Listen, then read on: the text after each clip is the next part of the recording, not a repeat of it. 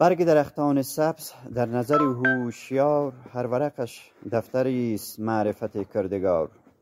دوستان نهایت عزیز، سلام و خسته نباشید. حضور تک تک شما امیدوار هستم که در گوشه دنیا که هستین لباستان عافیت، تنتان سالم، بدور از غم و غصه و طاعات عبادات شما نیز قبول و منظور درگاه پروردگار باشد و ماه فضیلت و ماه بسیار مبارک، ماه رمضان. دوستان عزیز، دوستای بسیار زیاد من پیام گذاشتن در رابطه به بهار نو و فصل نو و زنده شدن طبیعت. از من پرسیدن و دیدگاه هم را از طریق این برنامه کوتاه خدمت شما به عرض می رسانم.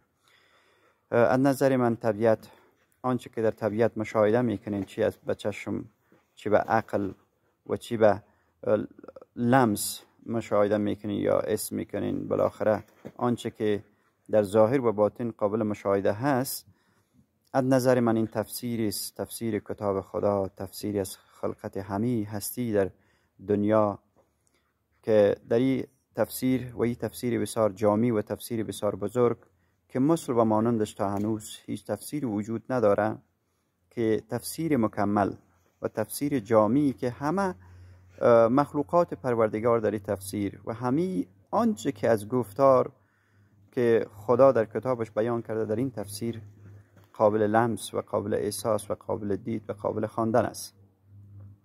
و این تفسیر قابل حرمت است که ما از مزایای این تفسیر استفاده میکنیم، از خوبیای این تفسیر استفاده میکنیم.